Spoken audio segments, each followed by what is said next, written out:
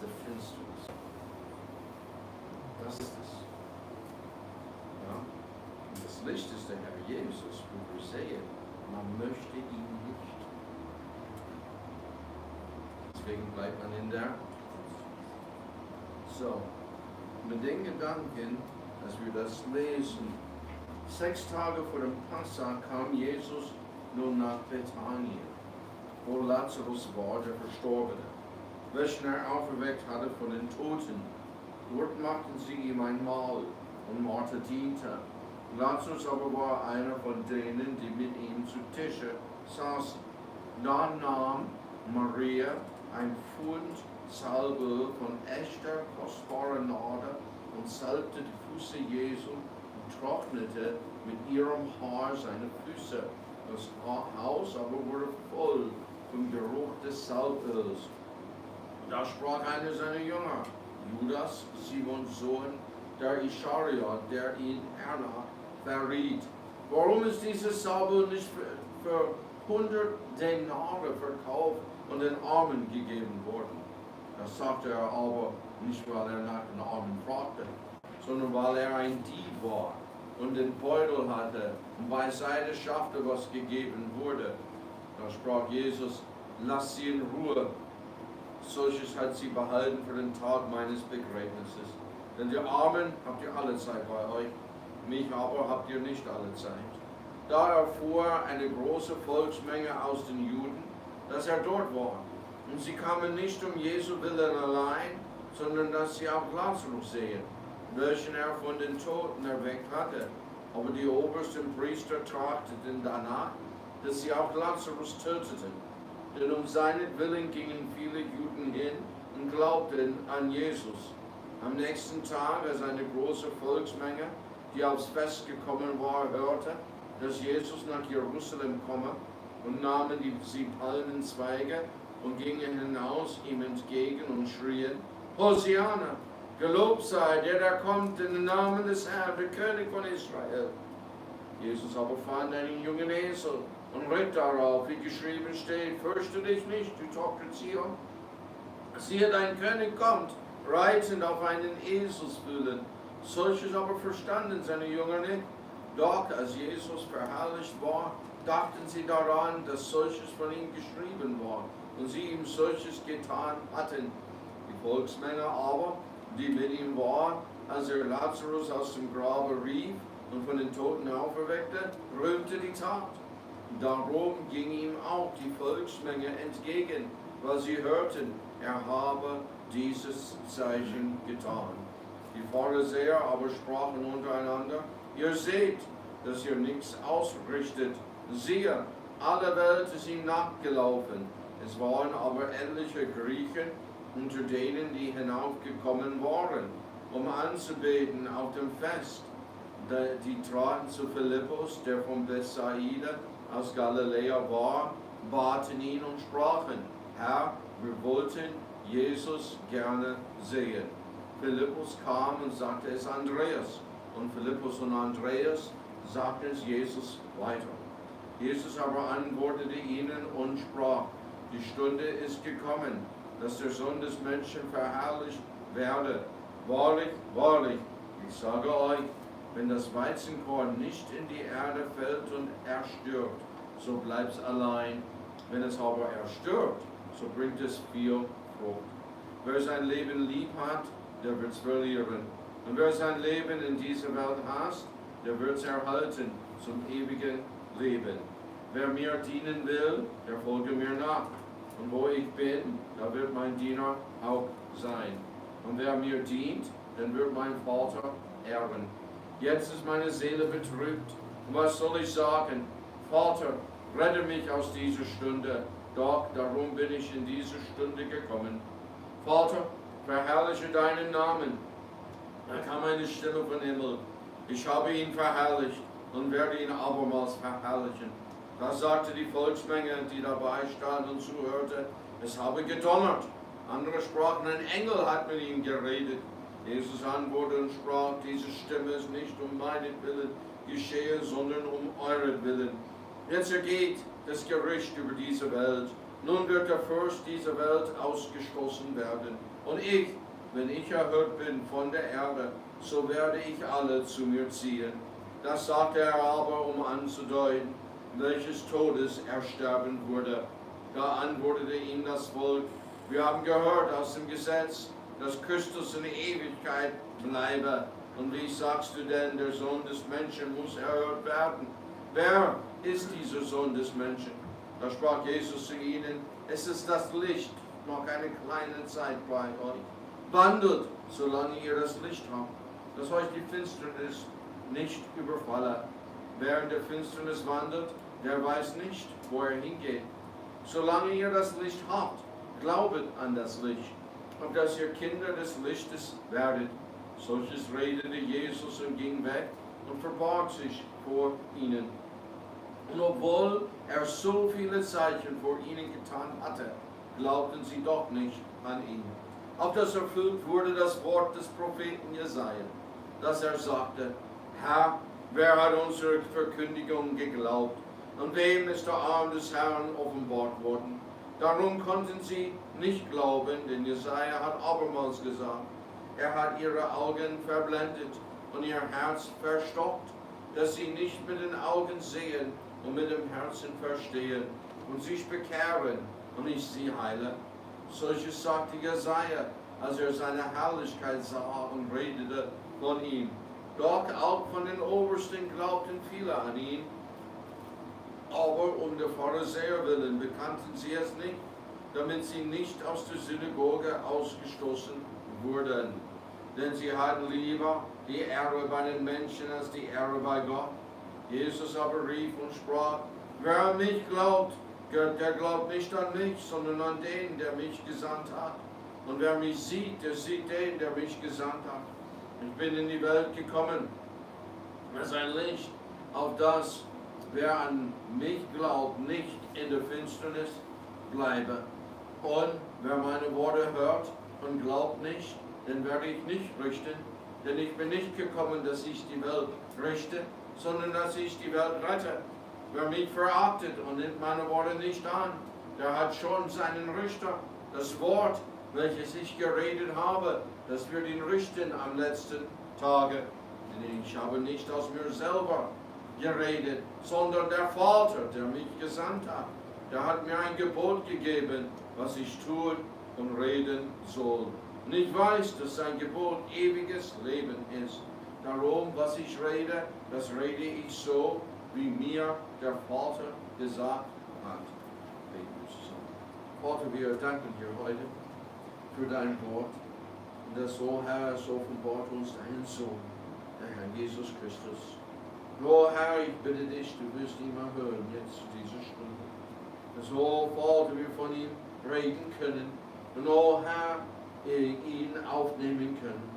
So, Vater, wirke, erhöre ihn, binde den Teufel. Und oh Vater im Himmel, lass uns das Licht sehen und in deinem Licht, Vater, das Licht sehen. So wirke, Vater, für deine Ehre. Fülle mich mit deinem Geist, damit ich, oh Herr, wie dein Sohn sein kann, nur deine Worte reden. In Jesu Namen. Amen. Kann man ruhig sitzen. Also Licht ist etwas sehr Gutes, sehr Wunderbares. Und etwas, das uns richtig fehlt, wenn es nicht da ist. Wir haben mal, es ist mehr im Winter, aber dieses Licht hier vorne, das Licht dort hinten für die Frauen in der Küche, also, da braucht man das wirklich. Und es hilft, wenn es da ist, und fehlt wirklich, wenn es nicht da ist. Und der Herr Jesus sagte, dass er als ein Licht in der Welt gekommen ist, damit jeder, der an ihn glaubt, nicht in der Finsternis bleibe. Vers 46. Wer in der Finsternis ist, weiß nicht, wo er hingeht. Vers 35. Aber meinst du, das ist schlimm, weil wir sind alle auf einer Reise. Die größte Sache, wenn bei der Amerikaner auf alle Fälle ist die Zeit my journey. Wir sind auf my journey. Wir sind auf einer Reise. Das ist meine Reise. Ja, wo geht's hin? Wie? Ja? Und Sarah, die gibt's nicht mehr. Ja? Und wenn die gibt's, ist eine wahre Ausnahme. Salomo hat 1000 Frauen, nicht eine Sarah. Weil die gingen auf eine Journey, auf eine Reise. Sie wussten nicht, wohin. Aber Licht hatten die. Weil Gott sagte zu Abraham, was er tun sollte. Und Sarah nannte ihn, indem sie ihm folgte. Ja? Aber Sarah, der Weiber heutzutage, die mussten alles wissen und erklärt bekommen und mitbestimmen. Aber wenn die Reise irgendwie schief geht, wusste ich nicht. Ja, bin nicht dran schuld. Ja. Und, weißt du, es ist schlimm, wenn wir wissen nicht, wo wir hingehen. Auch nicht, wo wir sind. Ja. Und, also die Engländer, sie haben das sicherlich nicht gewusst. Muss man ehrlich sagen, die sind richtig nette Leute, muss ich sagen. Ne? Ich musste mal irgendwie anstatt eine Strafe bezahlen, einen Pfund bezahlen oder so. Sie haben sicherlich nicht gewusst, sie befanden sich auf einer Mautstraße. Jetzt haben sie die Möglichkeit. Ja, ich habe keine Landkarte gehabt, wo wir waren. Und der GPS ist Mist. Fast so schlimm, als wenn der neben dir ist, die Karte nicht lesen kann oder will. Eins von den beiden. Ja? Ey, ich habe eine Kartenleserin geheiratet. Ja? Und das ist eine Gehilfin. Ja? Ja, das ist gut. Aber hey, ich fahre immer wie in der Politik, so rechts wie möglich. Ja? Weißt du? Diese Nazis, das ist die Grube, wie die Kommunisten auf der linken Seite. Wo Konservative ist gut. Aber da hast du mal was. Hey, du fährst immer rechts, weil die Leute, die kommen über den Berg, fahren in der Mitte. Das ist wie die Leute, wir sind in der Mitte. Ja, die sind falsch. Sollen in ihrer Spur sein. Und so kannst du mal vorstellen, ich fahre rechts und dann muss auch auf die Landkarte gucken. Ja? Und einmal hier, die Engländer, aber in einem Sinne sind die ein bisschen interessant. Die haben die Straße zugemacht. Mitten in der Nacht arbeiten die dran. So, wir mussten eine Umleitung folgen, aber das war ein bisschen komische Umleitung. Und das Schlimmste war dabei, wir haben nicht gewusst, wo wir waren. Weil der Navi will uns nehmen auf die Straße, wo sie bauen. Es ist immer gut, eine Landkarte zu haben. Ja? Und muss man echt sagen, ich vertraue lieber zu gucken auf eine Landkarte, als was der Navi sagt. Ja, damit ich weiß, hey, wo wir sind und wo wir waren. Ja? Ehrlich gesagt, Menschen haben Stolz. Ja? Und hier ist der Stolz, der nicht schlecht ist. Ja? Ja, bist nach Rumänien gefahren, ja. Bist du durch Budapest? Nicht. Kannst du nicht verpassen. Also, du sollst mal wissen, wo du warst. Und so viel Stolz haben, weil die anderen denken, die Leute, die sind noch nicht gefahren, haben keine Ahnung, wo die waren. und merken die doch nichts?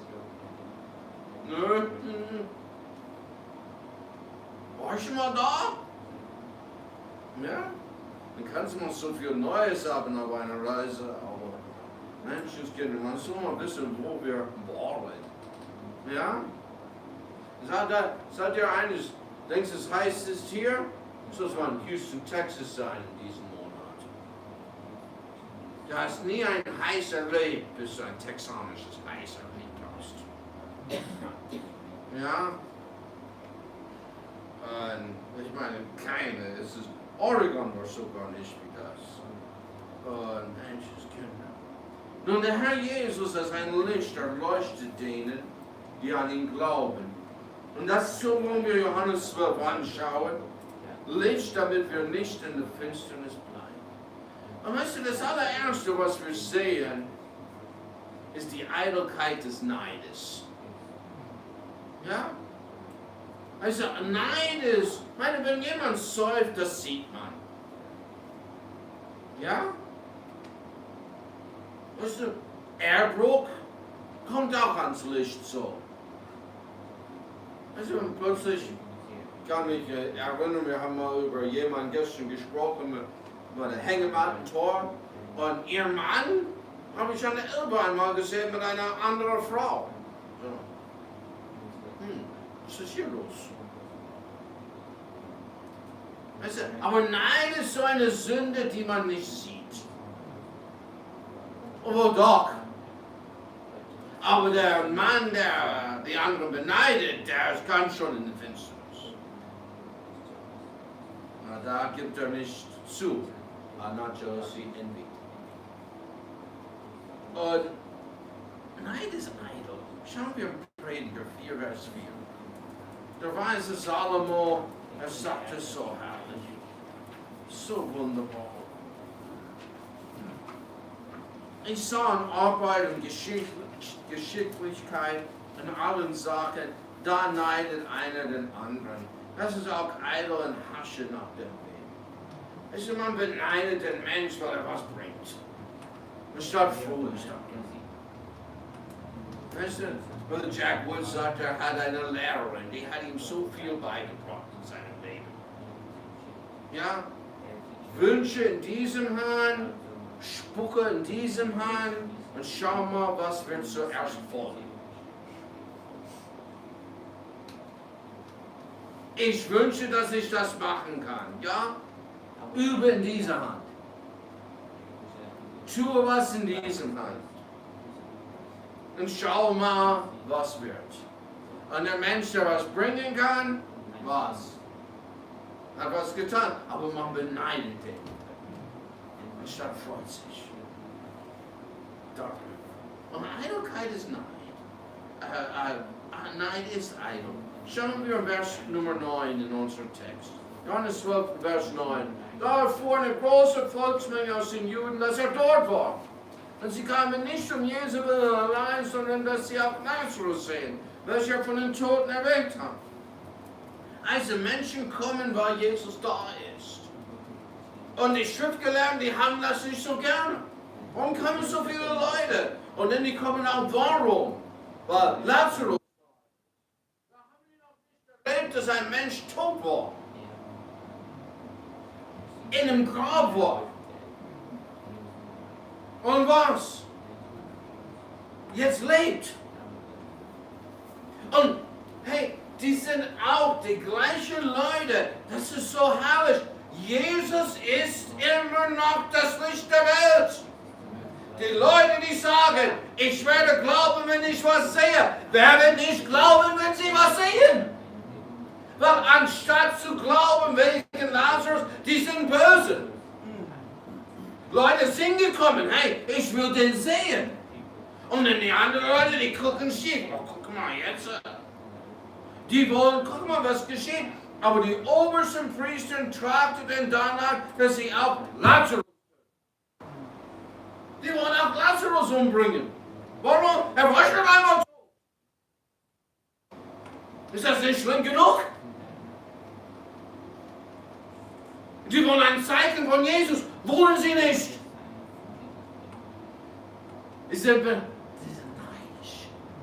Und das ist einfach.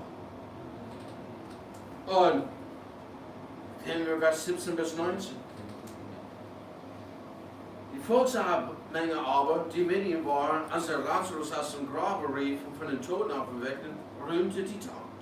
Darum ging ihm auch die Volksmenge entgegen, weil sie hörten, er habe dieses Zeichen getan. Die Pharisäer aber sprachen untereinander, ihr seht, dass ihr nichts ausrichtet, siehe, alle Welt ist ihm nachgelaufen. Also das ist die Erklärung, warum sie ihn töten wollten. War neidisch. Sie wollten den Herr Jesus umbringen, jetzt wollen die Lazarus umbringen. Warum? Die kommen alle zu dem Herrn Jesus. Weißt du, was wirklich die Wahrheit Gottes mein Zeichen tut? Ist manchen egal. Es ist nur, was sie wollen. Wir kommen auf die Armen, aber haben wir so ein Gespräch mit einer auf Arbeit. Es ist kein Gott. Doch. Ja, zeig mir, was er tut. Ich erkläre ihm, wie Natalie die Arbeit durchgekommen hat. Wir sollen immer Armen helfen. Und die Leute, die nicht so begabt sind. Und alles, oder? Ist das, sagen nicht alle Menschen das?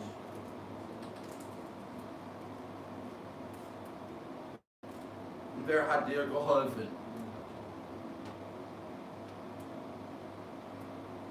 Pastor, seine Tochter. Keine anderen. Da ist sie irgendwo versteckt in einer Werkstatt, wo man nicht sein will. Aber wir müssen alles so helfen. Gott hat das nicht getan. Oh, ich bin von Texas hierher gekommen und Gott hat das nicht getan. Nein, hat er nicht. Er sagt, du bist so dumm wie das Weib, die das Gleiche gesagt hat. Und so was. In der Finsternis. In der Finsternis. Also, hey, Wahrheit und Gutes tun uns manchmal egal. Nur was wir denken, nur was wir wollen. Nun, das Zweite ist, gute Taten werden nicht immer gepriesen. Das wird dir helfen. Oh, das wird dir sehr, sehr helfen. Die werden nicht immer gepriesen. Schauen wir in Vers Nummer 3. Dann nahm Maria eine Pfund Salbe von echter kostbarer Narbe und salbte die Füße Jesu und trocknete mit ihrem Haar seine Füße. Das Haus aber wurde voll vom Geruch des Salböls. Maria gab alles. Alles, was sie hatte. Sie betete den Heiland an. Sie gab ihm, was seins gehörte. Ihr alles. Sie hat diese Salbe aufgespart. Sie hat alles gebrochen, ihm gegeben. Sie nahm ihre Haare und trocknete seine Füße. Brother Jack, der sagte auch einmal, wie lange ist lang? Frauen sollen lange Haare haben. Ja, wenn der Heiland da wäre, dass du seine Füße abtrocknen könntest. Ja? Wenn man das nicht möchte, ist es egal, wie lang ist. Wenn man das nicht tun würde, das werde ich nie tun. Denn lang ist auch groß. Relativ. Und Maria gab alles. Schauen wir Vers 4 und 5. Dann sprach einer seiner Jünger, Judas, Simons Sohn, der Ischariot, der ihn hernach verriet. Warum ist diese Salbe nicht für 300 Denare verkauft und den Armen gegeben worden? Es gefiel Judas nicht. Ja? Und, also kannst du mal an den heutigen Tag, wir sollten den Armen helfen. Das ist ein Haufen Geld. Kannst du dir mal vorstellen? Egal wie viel Geld du hast. 300 Mal dein Tagessatz. Egal ob du 1 Euro verdienst oder 1000 am Tag. Ja? Egal ob du was, armer Schlucker bist oder Fußballspieler. 300 Mal. Und da verdiente man das Tageslohn 1 Denar am Tag. Für 300 Denare, oh, was hätten wir für die Armen machen müssen? Oh, das klingt richtig fromm, oder? Ist das nicht religiös? Ist das nicht menschlich? Und hier ist die Sache auch dazu, ja? Der Herr Jesus ist das Licht der Welt und er bringt Licht und er will Licht zu uns bringen. Es war nicht nur Judas, der das sagte. Gehen wir in Matthäus Kapitel 26, Vers Nummer 8.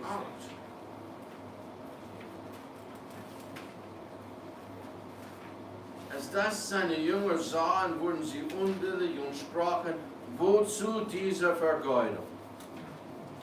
Wir haben alle das gesagt, aber wer war der Sprecher von dem Bande? Judas.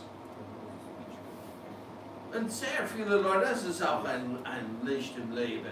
Sehr viele Leute, die laufen bloß mit. Egal was die sagen.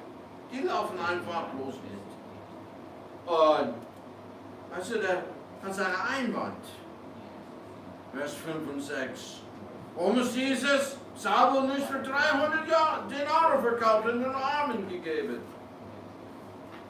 Ja, das war sein Einwand. Das klingt aber nicht schlecht. Aber alles kommt uns nicht. Das sagt er aber nicht, weil er nach den Armen fragte, sondern weil er ein Dieb war und den Beutel hat und beiseite schaute, was gegeben wurde. Judas war ein Dieb. Wisst ihr, was ist mit der anderen 11? Die waren keine Diebe.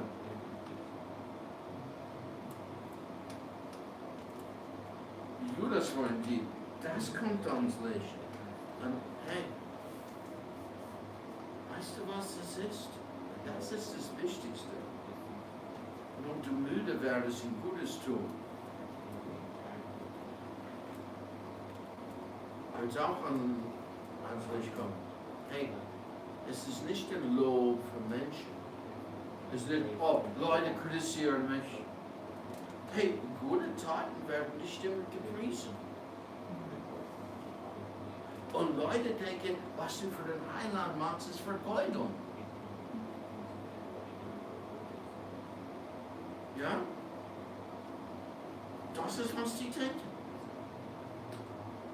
Und Brother Leroy Dalrymple, ich habe meinen Predigt von ihm das gestern angehört, und er sagte, du, ich war Mauer. Und meine Mauerarbeit war auch Gottesdienst. Und ich habe so gemäuert, damit es alles perfekt aussieht und dass ich Gott damit preise. Ich habe gearbeitet für egal wo ich war. No? 77 ist er, weil er sagt, er ging irgendwo, hat er so Fußboden gelegt und mit der Geld hätte er nach Houston zu fahren. 77. Ja? Geht, oder? Hier ist das Wichtigste, wenn es kommt zum Gutes tun. Der Herr verteidigt die Seine. Da sprach Jesus, lass sie in Ruhe. Und wenn Jesus das sagt, das reicht. Solches hat sie behalten für den Tag meines Begräbnisses. Hey, der Heiland verteidigt die Seine. Lass ihn dich verteidigen. Das ist das Beste, was es überhaupt gibt. Dann schauen wir die Verherrlichung des Sohnes Gottes. Und eines Tages kommt er. wie ein Dieb in der Nacht. Und es wird so wirklich geschehen. Da gab es ein Bild, irgendwo habe ich das gesehen, da sind ein paar Schuhe da. Und kein Mensch. Das wird geschehen. Und das wird die Welt nicht sehen. Oh, erklären werden die das zu verfinsterte Menschen. Das wird gehen. Und es gibt 7 Jahre später. Ja? Der Advent des Herrn Jesus, wenn er wiederkommt, persönlich auf einem weißen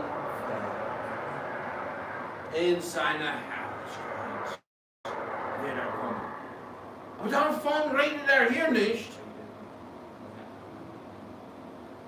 Er redet über seine Verherrlichung. Und was das ist. Vers 23. Jesus aber antwortete ihnen und sprach, die Stunde ist gekommen, dass der Sohn des Menschen verherrlicht werde. Jetzt ist es doch Zeit. Jetzt wird es geschehen. Vers 24. Wahrlich, wahrlich, ich sage euch, wenn das Weizenkorn nicht in die Erde fällt und er stirbt, so bleibt es allein. Wenn es aber erstirbt, so bringt es viel Frucht. Ich wollte mal hier Salat pflanzen. Und habe ich dann nicht getan. Weil es stand, der Samen wird nicht aufgehen. Oder höchstwahrscheinlich nicht aufgeben, wenn der Boden über 16 Grad ist. Ja. Und ich weiß nicht, was der Boden war, aber ja, die Sonne war so ein paar 30 Grad. Wir haben einmal schon versucht und nichts ist aufgegangen. Und ich sagte, das ist wahrscheinlich der Grund, so jetzt mache ich das gar nicht. Und diese Weizenkorn bringt keinen Frucht, wenn es nicht erstirbt. Und jetzt wird bald die Verherrlichung des Sohnes Mannes des Mannes. Er wird in der Erde gepflanzt. Er ist wie der Weizenkorn und stirbt für uns. Er gibt sein alles. Menschen, die haben ein Problem, wie Michi so sagte, den Zehnten geben. Aber Roland Kaiser zu besuchen, das ist kein Problem. Ja? Zum Bayern München Spiel, das ist kein Problem. Wir kümmern uns alle um den Armen. Und so, was machen wir da? Wir gehen zu dem Super Bowl. Ja? Also wir haben gemerkt, bei der WM in 2006, das ist aber wirklich was ganz Erstaunliches, ist, dass die Franzosen sehr gut die Traktaten bekommen. Dass die Traktaten genommen haben, da war ich richtig verblüfft. Ich dachte niemals im Leben. Der Brasilianer, ja, war schlecht. Die Mexikaner und so, die gingen nicht Spanisch. Aber was hast du denn für Leute? Was hast du denn für Leute wirklich, die kommen aus Mexiko? Und da sind sozusagen bei dem Zentralstadion, wo man parken kann, lauter Wohnmobile. Die kamen zu einem WM. Das ist Leute mit. Egal ob was, die Kroaten sind nicht sehr weit weg, aber um zu kommen, was haben die? Ein Deutscher fragt mir, hey, gehst du mal Richtung Stadion? Ja. Kann ich mit Ihnen fahren? Sag, natürlich, kein Problem. Was machen Sie denn? Oh, ich gehe zu den Tunesien-Ukraine-Spiel. Oh, echt? Sag, ja.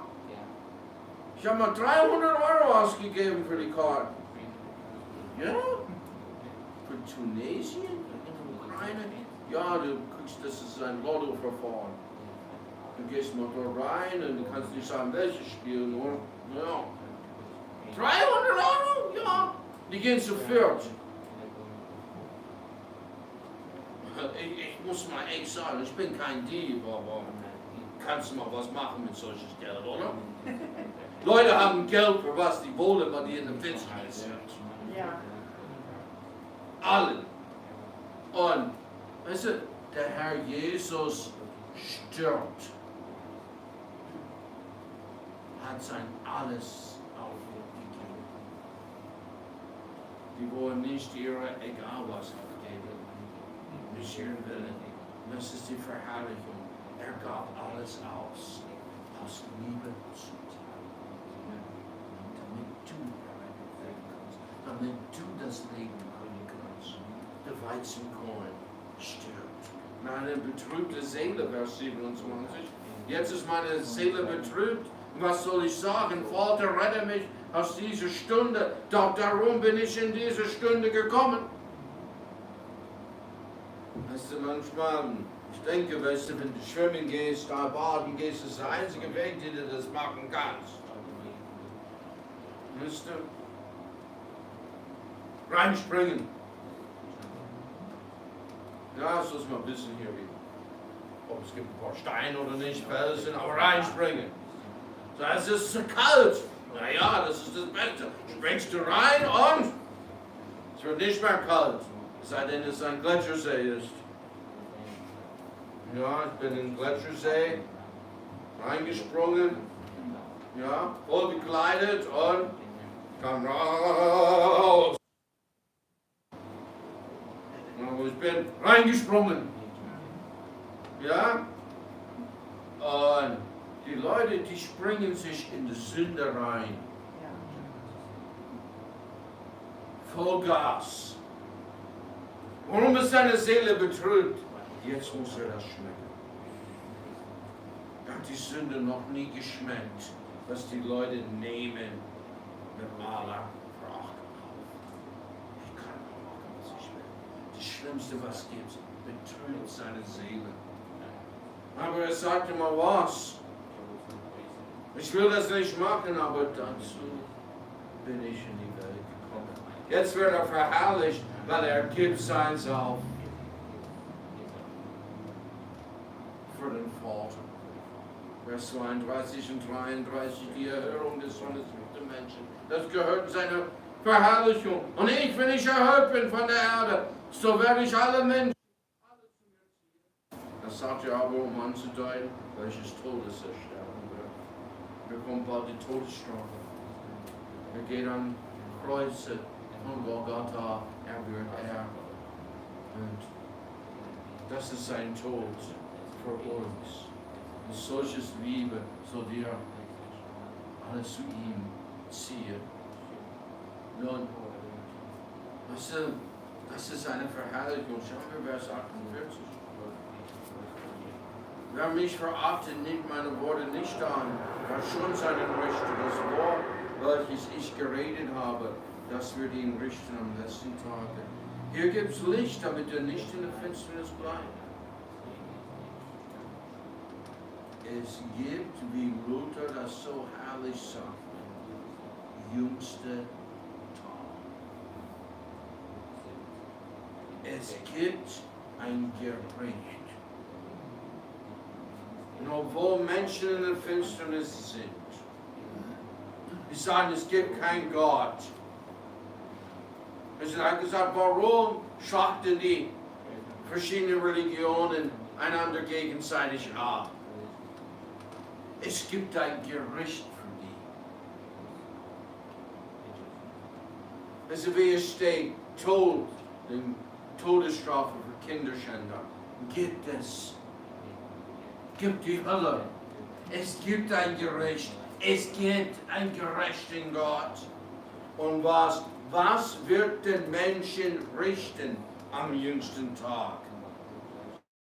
Sein Wort, die Bibel. Du sollst nicht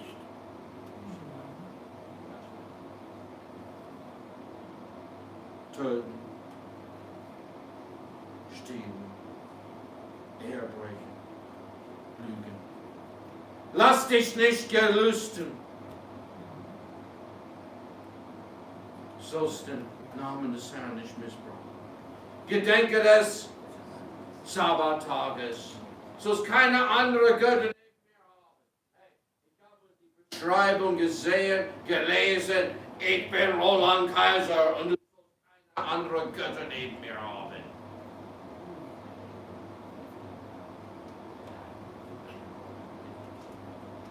Aber der Herr ist nicht mein Gott.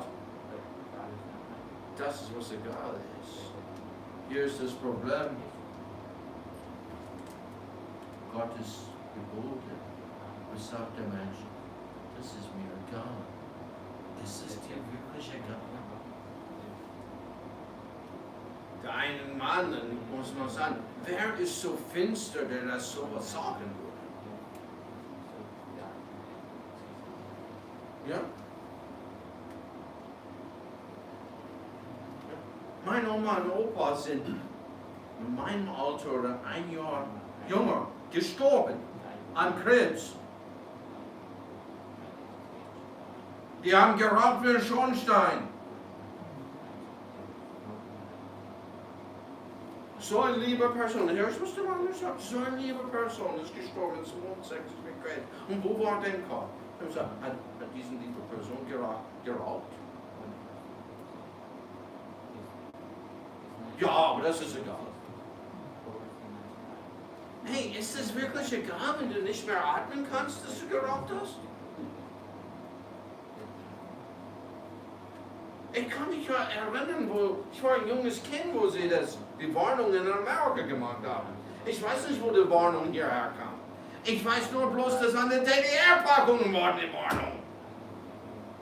Wo das alles eingeführt worden ist, aber das ist die Leute egal, bis die was. Wie wäre das wirklich, nur was die führen so ein bisschen in Amerika jetzt ein oder wollen, und die werden das auch hier eventuell machen. Das Gesundheitssystem ist toll. Sehr toll. Und viele Probleme gehen über Übergewicht. Ja? Und dann hast du Krankheiten, wenn du älter bist. Und das sind aber die Leute gegangen. Was wäre, wenn die Gesundheit, wenn die Krankenkasse nicht sagt, wir bezahlen nicht?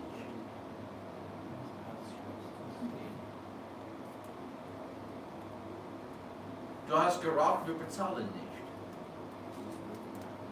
Aber das war mir egal. Aber jetzt musst du. Was ist, wenn der Ärzte sagen, das ist mir egal? Also wir machen nur ein bisschen Licht drauf. Hey, wenn man ungesund lebt, Bruder Danny Foley sagte mir, ich habe gesagt, hey, brauchst du mal so irgendwie so eine Schlafmaschine? Zum Sauerstoff, und dann sagt man, ja, ich fange an ein bisschen zum Schnorcheln. Ich sage, fang an?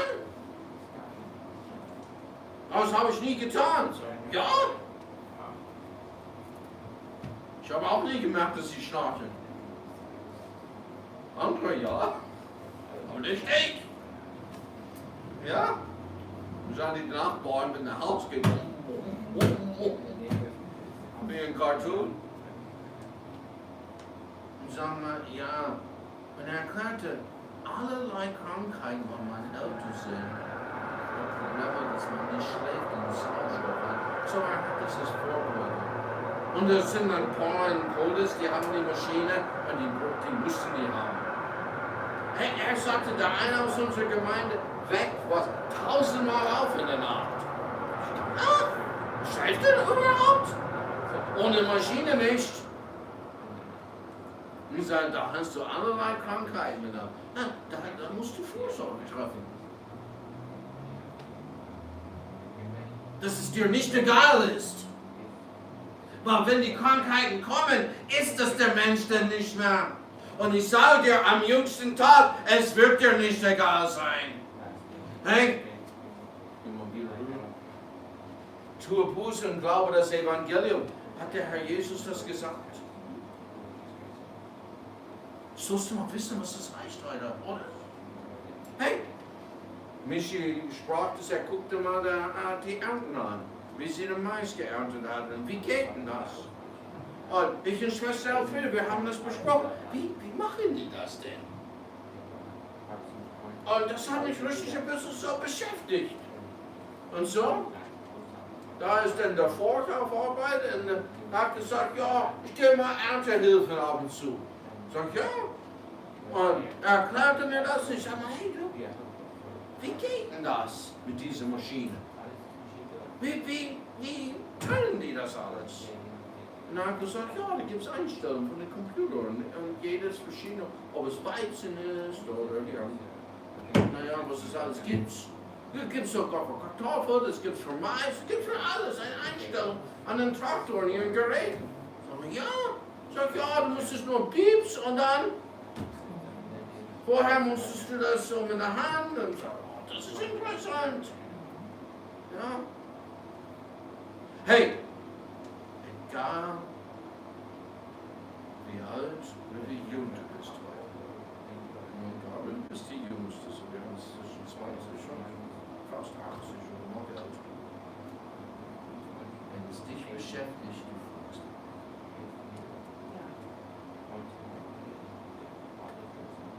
Also es soll dich beschäftigen, die Worte des Herrn Jesus. Und was wird dich richten am jüngsten Tag? Tue Buße und glaube das Evangelium. Ihr müsst von Neuem geboren werden. Bist du von Neuem geboren werden?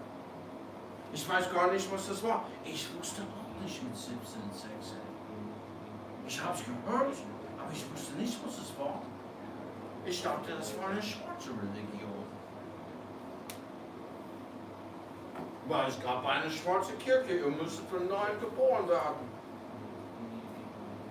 Jimmy Carter war von den Südstaaten, das ist so ziemlich schwarz. Nicht wirklich so schwarz wie New Jersey, aber naja, dass die Menschen denken, wenn die doof sind. Oder töricht sind, unerfahren. Ja? Er war von Neuem geboren, sagte er. Ihr müsstet von Neuem geboren werden. Er hat nicht gesagt, es ist eine Möglichkeit, sondern du musst. So zu wissen. Er sagt, kommet her zu mir alle, die ihr mühselig und beladen seid. Ich will euch erquicken. Warum bist du nicht zu mir gekommen, wird gesagt an jedem Tag. Was heißt zu ihm kommen? Das sollst du mal wissen. Das sollst du beschäftigen, sollst du mal fragen. Manchmal das Problem ist, ich frage nicht, weil ich kriege die Antwort. Das will ich mal nicht. Glaube an den Herrn Jesus. Hey, der hat selber gesagt, ich bin in die Welt gekommen als ein Licht, aber dass wer an mich glaubt. Glaubst du an ihn? Was heißt es, an ihn zu glauben? Er sagte mal, folge mir nach. Was heißt, folge mir nach? Das soll man nicht beschäftigen, oder? Weil am jüngsten Tag wird es zu spät und da wirst du mal dann schon beschäftigt sein. Wie mit Krankheiten, die auf uns kommen. Also die Leute fangen an, die sagen, ja, ist mal alt geworden. Guck mal, vielleicht meine Haare sind weiß. Die werden weniger. Ja. Vielleicht habe ich was vergessen. Ich habe irgendwie alle Sachen für 2 Wochen alles verloren. Und man alt. Und ich sage immer, hey, du mal 50 Kilometer auf Arbeit. Mit dem Fahrrad. Und du hast Elektro. Probier mal das auch mit Elektro. Weißt du, warum ich Elektro habe? Weil ich bin nicht mehr in der Finsternis. Warum habe ich Elektro? Ich bin älter. Ja, ich bin älter. Und ja, und mein Elektro ging ein bisschen kaputt, davor schon mit dem normalen. Wo ich nicht 2 Jahre gefahren bin, probiere ich wieder hochzufahren. Oh Mensch, ich kenne das. Mit 32 Grad, das wäre nicht gut. Mit 18 Grad hätte ich das probiert noch im März. Ich fing immer wieder an, Fahrrad zu fahren im März.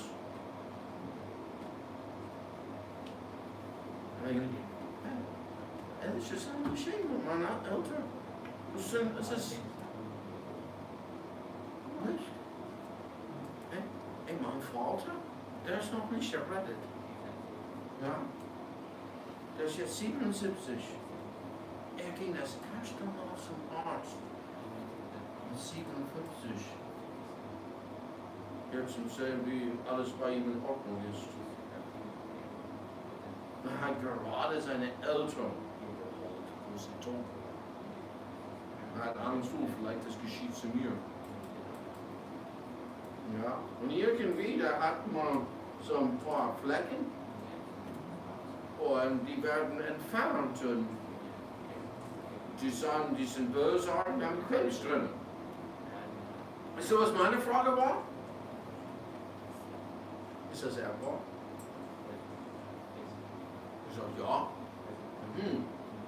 Muss ich mal aufpassen. Ja? Und muss man, hey, es gibt am jüngsten Tag. Und es ist schlimmer als Bluthochdruck, Krebs oder sonst etwas. Werden vor Gott stehen und es sollst mal beschäftigen. Bin ich von neuem geboren? Was heißt das? Tue Buße und glaube das Evangelium. Was heißt das? Folge mir nach. Was heißt das? Warum ist man noch in der Finsternis? Warum sagt man, ich verstehe das nicht? Es ist finster. Und wenn du nicht verstehst, du bist in der Finsternis. Hey, der Herr Jesus sagt, er ist in die Welt gekommen als ein Licht.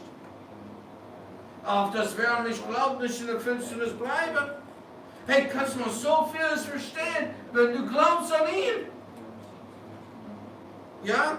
Hey, warum machen Leute was ganz Gutes und werden beschimpft? Haben wir das nicht behandelt heute früh? War das nur für damals oder ist das auch für dein Alltag? Oh mein! Wie viel Glauben hast du, ist die Frage. Das ist ja für uns alle. Und gibt so viel Neid. Haben wir das nicht behandelt? Ja? Ist Vers 42 der Grund, warum man in der Finsternis ist? Doch auch von den Obersten glaubte vielen an ihn. Aber der Pharisäer willen bekannten sie das nicht, damit sie nicht aus der Synagoge ausgestoßen wurden, denn sie hätten lieber die Ehre bei den Menschen als die Ehre. Man möchte die Ehre bei Menschen haben, nicht die Ehre. Bestens kriegt man die Ehre bei Gott. Ist Verachtung der Grund? Das ist mir egal. Das ist Verachtung.